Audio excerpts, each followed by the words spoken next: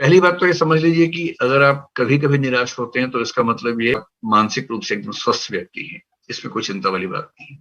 अच्छा। चिंता मुझे उन व्यक्तियों से ज्यादा होती है जो कभी निराश नहीं होते, जिनका मोटिवेशन लेवल हमेशा हाई रहता है ना, उनसे मुझे बड़ा डर लगता है। उनको लेके बहुत चिंतित रहता हूँ मैं, क्योंकि वो सामान्य मनोविज्ञान से बहुत दूर निकल चुके हैं।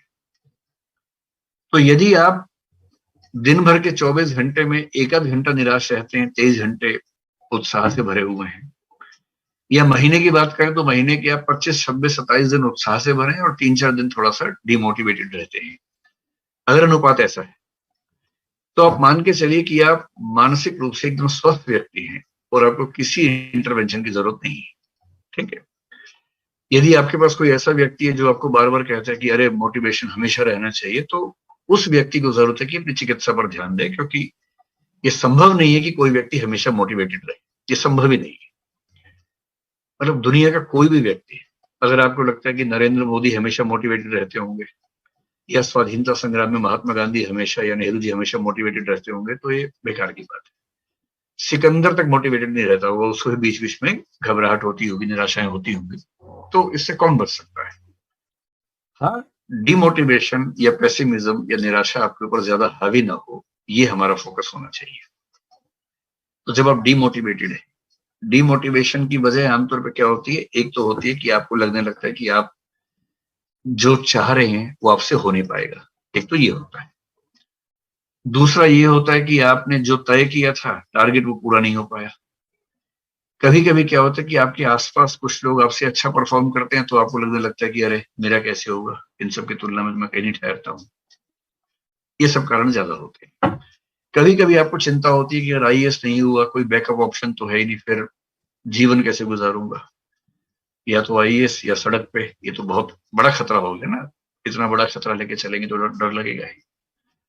तो इन 3-4 चीजों को दूर करने का स्टेप बाय स्टेप तरीका ये है कि पहली बात, अगर आप किसी बहुत अच्छी आर्थिक पृष्ठभूमि से नहीं है, तो एक बैकअप ऑप्शन साथ में लेके चलिए, उससे आपको डर कम लगेगा।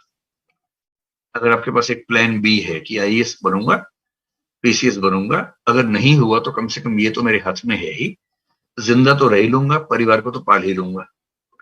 ये भरोसा होते ही आपके डिमोटिवेटेड होने की एक वजह खत्म हो जाती है। ठीक। दूसरा, मैंने देखा कि बहुत बच्चे इसलिए डिमोटिवेटेड होते हैं कि वो तुलनाएं बहुत ज्यादा करते हैं दोस्तों से, जो रूममेट्स हैं या पड़ोस के लोग हैं, और पड़ोस वाले उनके मजे ले रहे होते हैं झूठ बोल बोल के कि मैंने तो इतना पढ़ लिया, हम तो 18 घंटे पढ़ते हैं एक दिन में, हम तो ये करते हैं, हम तो वो करते हैं। तो ऐसे लोग जो आपको बार बार डिमोटिवेट करते हैं, उनसे जितना दूरी बना सके बेहतर।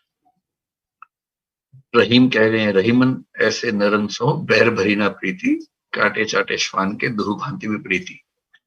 जो व्यक्ति बुरी प्रकृति का है ना, उससे दूर रहिए। जो आपको परेशान करता है उससे दूर रहिए। वो तो खैर बहुत कठोर बात कह गए हैं कि जो कुत्ता होता है वो चाटे तो भी खतरा है, काटे तो भी खतरा है। दूर रहिए। कोई वो आपसे दोस्ती बढ़ाए तो भी दिक्कत है, दुश्मनी करे तो भी दिक्कत है। ऐसे व्यक्तियों के आसपास रहिए जो आपको मोटिवेट करते हैं, जो आपके दोस्त हैं, थोड़ा सहारा दे। पेरेंट्स से बात कर लीजिए, कुछ अच्छे दोस्त बचपन के हैं, उनसे लगातार संपर्क में रहिए, व्हाट्सएप पे बातचीत करते रहिए। एक वो है। तीसरा, टारगेट्स बनाइए मानवीय किस्म के। मैंने देखा है कि बच्चे टारगेट्स बनाते हैं पढ़ाई के जो एकदम दैवीय किस्म के टारगेट्स होते हैं। उनका टाइम टेबल देख के लगता है कि 24 घंटे में 2-4 सेकंड छोड़ के सारा फिक्स कर दिया है पढ़ाई को लेके। तो ऐसे टारगेट्स रखिए जो अचीवेबल हो। ऐसा शेड्यूल बनाइए जो मैनेजेबल हो, जो इंसानी किस्म का हो। दिन भर में 1 घंटा कम से कम रखिए गप मारने के लिए दोस्तों के साथ। 2-4 अच्छे दोस्तों, खूब हंसी ठिठोरे कीजिए, खूब गप्पे मारिए, बढ़िया। और वो गप पढ़ाई के बारे में नहीं, ये नहीं कि उसमें इसराइल में क्या चल रहा है, फिलिस्तीन में क्या चल रहा है। वो गप एकदम अपने बारे में, दोस्तों के बारे में मारिए कि उसकी जिंदगी में क्या चल रहा है, उसकी बात बनी कि नहीं बनी, इस तरह की बातें कीजिए जो इस उम्र में शोभा देती है।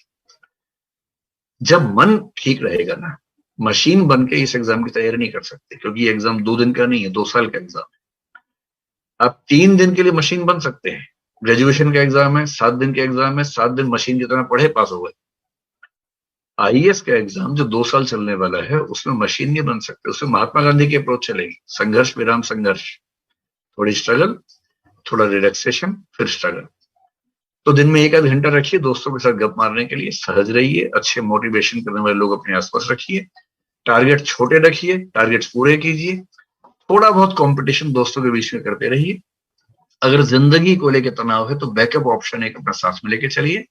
और अंत में एक फिलोसॉफिकल माइंडसेट होगा ना, देखिए अंत में क्या होता है, बड़े बड़े 30 मार्क्स, हाँ पिछले 6 महीने में मैं जानता हूं कई लोगों को कोरोना हुआ और मर गए।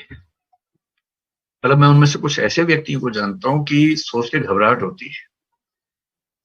कई आईएएस थे, कुछ आईएएस जो अपने राज्य के टॉप लेवल पर थे, चीफ सेक्रेटरी थे, आईएएस एसोसिएशन के अध्यक्ष थे, किसी जिले में कलेक्टर थे, पूरी ताकत उनके पास थी। अपने राज्य के, दिल्ली के कोई हॉस्पिटल में कोई डॉक्टर ऐसा नहीं होगा जो उनकी पूरा ध्यान न रखे। इतनी ताकत, इतनी शोहरत, इतना सब कुछ होने के बाद क्या हुआ, एक वायरस आया, लेके चला गया। जब आप अपने आसपास ऐसी घटनाएं देखते हैं, हाइडेगर नाम के एक दार्शनिक ने बड़ी अच्छी इसकी व्याख्या की है, इसको नथिंगनेस कहते हैं, शून्यता। सपने बहुत ऊंचे रखिए, लेकिन साथ में एक भाव मन में लेके चलना चाहिए। मैं तो लेके चलता हूं, मेरा ख्याल है सबको लेके चलना चाहिए, और वो ये कि भाई कोशिश पूरी करेंगे, जम के करेंगे, कोशिश में कोई कमी नहीं। लेकिन साथ में ये मान के चलिए कि ऐसा हो सकता है कि आपका सपना पूरा ना हो, क्योंकि सारे सपने किसी के पूरे नहीं होते, हो सकता है ना हो पाए। नहीं भी हो पाएगा ना तो जिंदगी ठीक से गुजारेंगे, जिस रास्ते पर चल पड़ेंगे वही बढ़िया रास्ता बना लेंगे, ये भरोसा रखिए। और मैं ऐसे कम से कम 50 लोगों को जानता हूं जो आईएएस नहीं बने, और अच्छा हुआ कि आईएएस नहीं बने, वो आईएएस न बन के ज्यादा बड़ा काम कर गए जो आईएएस बन के शायद ना कर पाते। तो कोशिश पूरी कीजिए, लेकिन मन में रखिए विश्वास की जो होगा अच्छा होगा, और मैनेज कर लेंगे, किसी भी रास्ते पर चल के अच्छा काम कर लेंगे। आजकल सबसे अच्छी बात यह है कि इतने सारे अवसर हैं, हर फील्ड में इतने अवसर हैं कि आप किसी भी रास्ते पर चल के कुछ कमाल कर सकते हैं। इतने मौके किसी पीढ़ी को पहले नहीं मिले जितने आपके सामने हैं। तो खुद पे भरोसा रखिए और परिस्थितियों पे भी रखिए, सब बढ़िया हो।